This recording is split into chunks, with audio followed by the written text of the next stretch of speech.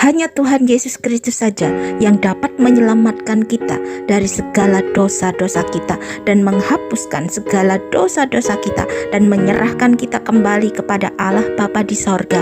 Dan Allah Bapa di sorga mendapati seluruh keberadaan kita sudah bersih. Kita sudah menjadi manusia baru seperti kita tidak pernah berbuat dosa, sehingga kita menjadi orang-orang kesukaannya Allah Bapa sendiri. Dan kita hidup dalam persekutuan dengan Allah Bapa kita di sorga dan anaknya Yesus Kristus. Perkataan ini benar dan patut diterima sepenuhnya. Kristus yang datang ke dunia untuk menyelamatkan orang berdosa. Kalau kita mengenakan manusia lama kita sebagai orang berdosa, itu adalah jahat di mata Tuhan, karena kita menuruti hawa nafsu kedagingan kita menuruti iblis di dalam kehidupan kita, sehingga kita tidak layak untuk masuk ke dalam kerajaan Allah. Untuk itu kita harus mengenakan manusia yang baru, kelahiran secara baru, kelahiran yang ajaib. Dan manusia lama kita harus dimusnahkan bersama-sama dengan Tuhan Yesus Kristus di atas kayu salib dan dikuburkan bersama-sama dengan Tuhan Yesus Kristus di kuburnya. Dan ketika Tuhan Yesus Kristus bangkit dan hidup kembali, maka kita juga dibangkitkan bersama-sama dengan Tuhan Yesus Kristus menjadi ciptaan yang baru. Tuhan Yesus Kristus telah mati untuk kita. Tuhan Yesus Kristus telah bangkit untuk kita juga, yaitu pada saat kita masih berdosa. Dan itu semua hanya kasih karunia Allah saja. Itu semua adalah pemberian Allah yang diberikan secara cuma-cuma kepada kita, orang-orang yang percaya kepadanya. Jadi siapa yang ada di dalam Kristus, ia adalah ciptaan yang baru. Yang lama sudah berlalu, sesungguhnya yang baru itu sudah datang. Kamu dahulu sudah mati karena pelanggaran-pelanggaran dan dosa-dosamu. Kamu hidup di dalamnya karena kamu mengikuti jalan dunia ini, karena kamu mentaati penguasa kerajaan angkasa, yaitu roh yang sekarang sedang bekerja di antara orang-orang durhaka. Sebenarnya dahulu kami semua juga terhitung di antara mereka, ketika kami hidup di dalam hawa nafsu daging dan menuruti kehendak daging dan pikiran kami yang jahat. Pada dasarnya kami adalah orang-orang yang harus dimurkai sama seperti mereka yang lain. Tapi Allah yang kaya dengan rahmat, oleh karena kasih-Nya yang besar yang dilimpahkannya kepada kita, telah menghidupkan kita bersama-sama dengan Kristus. Sekalipun kita telah mati oleh kesalahan-kesalahan kita, oleh kasih karunia kamu diselamatkan. Dan di dalam Kristus Yesus Ia telah membangkitkan kita juga dan memberikan tempat bersama-sama dengan Dia di sorga. Iblis tidak tahu dan iblis tidak mengerti akan rencana Allah di dalam Tuhan Yesus Kristus. Yang iblis tahu bahwa ia telah merusak dan menghancurkan rencana Allah untuk kedua kalinya setelah ia berhasil merusak dan menghancurkan rencana Allah pada diri Adam. Iblis lupa bahwa Yesus Kristus adalah manusia sorga. Yesus Kristus adalah Tuhan yang datang ke dalam dunia ini dengan misi menyelamatkan umat manusia. Itu sebabnya ketika Tuhan Yesus mati dan dikuburkan, tapi ternyata di dalam kuburan Tuhan Yesus justru menyampaikan berita Injil kepada roh-roh yang di dalam penjara, yaitu kepada roh-roh mereka yang dahulu pada waktu Nuh tidak taat kepada Allah. Ketika Allah tetap menanti dengan sabar waktu Nuh sedang mempersiapkan bahteranya, di mana hanya sedikit, yaitu 8 orang yang diselamatkan oleh air bah itu. Allah Bapa di sorga tidak pernah meninggalkan manusia di dalam kesalahan dan dosa-dosanya, sebab sesungguhnya bukan malaikat-malaikat yang Ia kasihani, tetapi keturunan Abraham yang Ia kasihani, firman Tuhan. Karena begitu besar kasih Allah akan dunia ini, sehingga Ia telah mengaruniakan anaknya yang tunggal, supaya setiap orang yang percaya kepadanya tidak binasa, melainkan beroleh hidup yang kekal. Itulah sebabnya Allah telah menyiapkan suatu rencana yang besar untuk menyelamatkan manusia dari kuasa iblis dan untuk memulihkan manusia supaya manusia dapat dikembalikan kepada Allah Bapa dalam keadaan sudah bersih, tanpa cacat celah, seolah-olah manusia tidak pernah berbuat dosa lagi, yaitu manusia yang percaya kepada Tuhan Yesus Kristus yang menjadi sempurna sama seperti Tuhan Yesus Kristus. Tujuannya supaya manusia dapat hidup bersekutu dan memerintah bersama-sama dengan Allah Bapa di sorga dan anaknya Yesus Kristus. Rencana keselamatan Allah inilah yang telah diselidiki oleh para nabi dalam perjanjian lama, dan mereka mencoba untuk belajar mengenai keselamatan yang besar ini. Nabi-nabi di dalam perjanjian lama sangatlah tertarik dengan rencana keselamatan yang sangat besar bagi umat manusia. Demikian juga malaikat-malaikat. Mereka teramat sangat tertarik dengan rencana keselamatan yang dari Allah ini. Tetapi sayangnya, baik para nabi dalam perjanjian lama maupun para malaikat tidak termasuk bagian dalam rencana penyelamatan besar-besaran bagi umat manusia. Tapi rencana penyelamatan Allah ini hanya untuk orang-orang yang hidup pada zaman akhir, yaitu saudara dan saya. Rasul Petrus menuliskan di dalam suratnya, keselamatan itulah yang diselidiki dan diteliti oleh nabi-nabi yang telah bernubuat tentang anugerah yang diperuntukkan bagimu. Mereka pun meneliti saat yang mana dan yang bagaimana yang dimaksudkan oleh Roh Kristus yang ada di dalam mereka, yaitu roh yang sebelumnya bersaksi tentang segala penderitaan yang akan menimpa Kristus dan tentang segala kemuliaan yang menyusul sesudah itu. Kepada mereka telah dinyatakan bahwa mereka bukan melayani diri mereka sendiri, tetapi melayani kamu dengan segala sesuatu yang telah diberitakan sekarang kepada kamu dengan perantaraan orang-orang yang oleh Roh Kudus yang diutus dari sorga menyampaikan Injil kepada kamu, yaitu hal-hal yang ingin diketahui oleh malaikat-malaikat. Jadi para nabi di dalam perjanjian lama, sekalipun mereka mengetahui bahwa diri mereka bukanlah bagian rencana penyelamatan Allah yang besar itu, tetapi mereka memiliki roh yang rela untuk menyerahkan diri mereka dan apa yang mereka miliki untuk menyelidiki dengan seksama dan mempelajarinya sedetail-detailnya tentang bagaimana keselamatan yang besar itu akan dibayar melalui kematian Tuhan Yesus Kristus dan menyusul dengan kemuliaan Yesus Kristus melalui kebangkitannya. Sekalipun para nabi tidak mengetahui secara persis bagaimana dan apa yang Tuhan Yesus Kristus kerjakan untuk mengalahkan dosa, iblis dan maut itu, tetapi para nabi mengetahui bahwa itu adalah rencana Allah untuk menyelamatkan umat manusia dari kuasa dosa, iblis dan maut, yaitu untuk memulihkan keberadaan manusia, untuk dikembalikan pada rencana Allah Bapa yang semula, supaya manusia dapat hidup bersekutu kembali dalam persekutuan dengan Allah Bapa di sorga dan anaknya Yesus Kristus. Karena sama seperti semua orang mati dalam persekutuan dengan Adam, demikian pula semua orang akan dihidupkan kembali dalam persekutuan dengan Kristus. Kebanyakan orang tidak sadar dan tidak tahu bahwa dirinya adalah orang berdosa, karena yang mereka tahu dan sadari ialah bahwa mereka taat beribadah, tidak melakukan kejahatan, menghormati kedua orang tua. Lalu salahnya itu di mana? Ada seorang muda yang kaya datang kepada Yesus dan berkata, "Guru, perbuatan baik apakah yang harus kuperbuat untuk memperoleh hidup yang kekal?"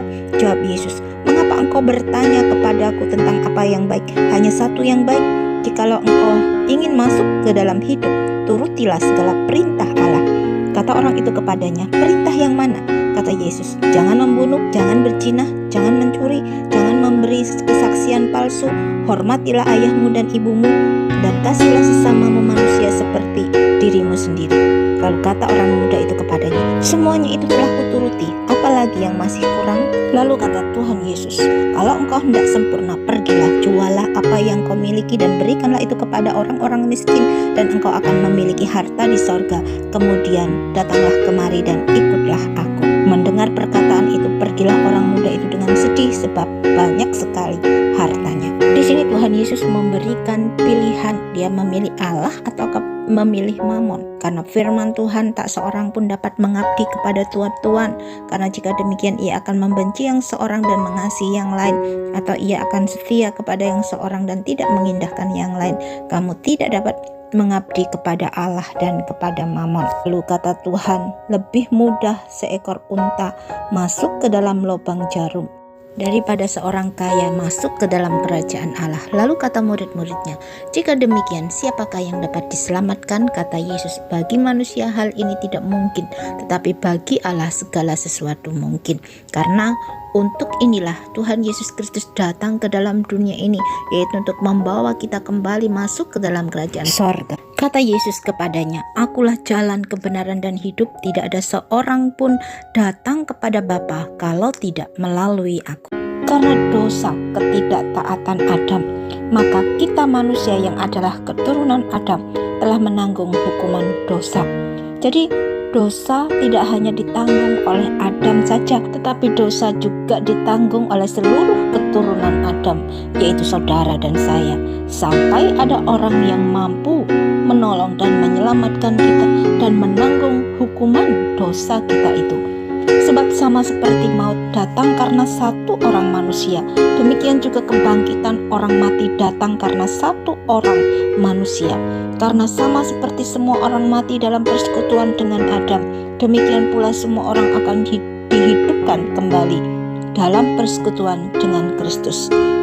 Allah Bapa tidak memberikan jalan lain kepada kita selain jalan dari Tuhan Yesus Kristus yang adalah jalan Allah, kehendak Allah untuk kita pilih di dalam kehidupan kita. Tetapi manusia kita lebih suka untuk memilih jalan kita sendiri daripada jalan Allah. Ada jalan yang disangka orang lurus, tetapi ujungnya menuju maut. Jalan manusia adalah jalan menuju kepada neraka kekal. Tetapi jalan Allah, yaitu yang melalui Yesus Kristus, adalah jalan untuk kita dapat datang kepada Allah Bapa di sorga, yaitu sorga yang kekal dan mulia. Dan jalan melalui Yesus Kristus adalah jalan yang Allah kehendaki untuk kita pilih. Apabila kita melawan kehendak Allah, itu adalah dosa, yaitu dosa karena kita telah memilih jalan kita sendiri dengan sengaja, dengan sadar kita memilih jalan yang salah. Dan upah dosa itu adalah maut, yaitu neraka kekal. Sebab upah dosa ialah maut, tetapi karunia Allah ialah hidup yang kekal dalam Kristus Yesus Tuhan kita. Dosa adalah masalah ketidaktaatan manusia kepada perintah Allah yang menyebabkan kita terpisah dengan Allah Bapa di sorga. Dan oleh ketidaktaatan itulah yang menyebabkan Adam dan Hawa terusir dari Taman Eden. Tuhan Allah kita itu suci, kudus adanya, dan Allah yang maha suci, kudus itu tidak bisa bersatu dengan manusia berdosa, sama seperti gelap tidak bisa bersatu dengan terang. Ketika Tuhan Yesus Kristus merelakan dirinya menggantikan dosa kita untuk dihukum mati, supaya seluruh umat manusia tidak binasa, yaitu dengan cara mati tergantung di atas kayu salib. Allah Bapa tidak bisa melihat dosa seisi dunia yang ditanggung oleh Yesus Kristus pada saat di atas kayu salib. Dan dengan hati yang sangat pedih, Bapa harus meninggalkan Tuhan Yesus Kristus, sehingga Tuhan Yesus berseru, Eli, Eli, lama sabachthani, yang artinya, Allahku, Allahku, mengapa engkau meninggalkan aku? Lihatlah betapa sakitnya ketika perpisahan itu terjadi, karena persekutuan itu harus terputus. Allah Bapa mengetahui akibat apabila rencananya terlaksana melalui anaknya Yesus Kristus. Begitupun sebaliknya, Yesus Kristus mengetahui apabila dia harus merelakan dirinya menanggung dosa seisi dunia ini. Jadi baik Allah Bapa maupun anaknya Yesus Kristus mengalami sakitnya hukuman dosa, yaitu ketika persekutuan di antara Allah Bapa dan anaknya itu harus terputus di atas kayu salib. Tetapi hanya itulah satu-satunya cara agar keadilan Allah ditegakkan. Anak domba Allah yang harus menanggung dosa seisi dunia, sehingga bukan umat manusia yang harus dihukum, melainkan Allah sang penebus yang harus mati menanggung dosa-dosa kita. Jadi sama seperti melalui satu pelanggaran semua orang beroleh penghukuman, demikian pula melalui satu perbuatan kebenaran semua orang beroleh pembenaran untuk hidup. Sebab sama seperti melalui ketidaktaatan satu orang, banyak orang telah menjadi orang berdosa, demikian pula melalui ketaatan satu orang, banyak orang menjadi orang orang benar. Hukum Taurat masuk dan akibatnya pelanggaran menjadi semakin banyak. Namun di mana dosa bertambah banyak, di sana anugerah menjadi berlimpah-limpah. Supaya sama seperti dosa berkuasa dalam alam maut, demikian anugerah akan berkuasa melalui pembenaran untuk hidup kekal oleh Yesus Kristus Tuhan kita. Sebenarnya semua manusia di dunia ini sedang menunggu gilirannya untuk mati dalam dosa-dosanya, karena upah dosa ialah maut, yaitu neraka kekal. Tetapi kematian Yesus Kristus di atas kayu salib telah memberikan kepada kita pengharapan yang akan janji-janji Allah, yaitu penebusan dosa melalui salib Kristus. Namun Allah menunjukkan kasih-Nya kepada kita dalam hal ini ketika kita masih berdosa. Kristus telah mati untuk kita. Terlebih lagi karena kita sekarang telah dibenarkan oleh darah-Nya, kita pasti akan diselamatkan melalui Dia dari murka Allah. Sebab jikalau kita ketika masih seteru diperdamaikan dengan Allah melalui kematian anaknya, terlebih lagi kita yang sekarang telah diperdamaikan pasti akan diselamatkan oleh hidupnya. Bukan hanya itu saja, kita malah bermegah dalam Allah melalui Tuhan Yesus Kristus, sebab melalui Dia kita sekarang telah menerima pendamaian itu. Darah Yesus Kristus yang telah tercurah di atas kayu salib telah menyenangkan hati Allah Bapa di sorga, karena Allah Bapa tahu bahwa satu jiwa telah diberikan untuk membayar hukuman dosa manusia, karena nyawa makhluk ada di dalam darahnya, dan aku telah memberikan darah itu kepadamu di atas mezbah untuk mengadakan pendamaian bagi nyawamu, karena darah mengadakan pendamaian dengan perantaraan nyawa. Darah Yesus Kristus telah memperdamaikan kita dengan Allah Bapa di sorga. Tirai pemisah antara kita dan Allah Bapa di sorga telah dibuka, yaitu bagi kita semua yang mau percaya kepada Dia. Darah Yesus Kristus telah membuat kita dapat terhubung kembali dengan Allah Bapa di sorga, dan kita dapat memanggil Dia, ya Aba, ya Bapa, dan kita memiliki keberanian untuk kita dapat hidup dalam hadirat Allah, karena Allah sudah tidak mengingat-ingat lagi akan dosa-dosa kita. Inilah yang perlu kita mengerti dan ketahui, bahwa dosa-dosa kita sudah diampuni oleh pengorbanan Tuhan Yesus Kristus di atas kayu salib untuk membayar dosa-dosa kita, yaitu ketika kita percaya dan mengaku Yesus Kristus adalah Tuhan dan Juru Selamat di dalam kehidupan kita. Firman Tuhan, sebab jika kamu mengaku dengan mulutmu bahwa Yesus adalah Tuhan dan percaya dalam hatimu bahwa Allah telah membangkitkan Dia dari antara orang mati, maka kamu akan diselamatkan. Karena dengan hati orang percaya dan dibenarkan, dan dengan mulut orang mengaku dan diselamatkan.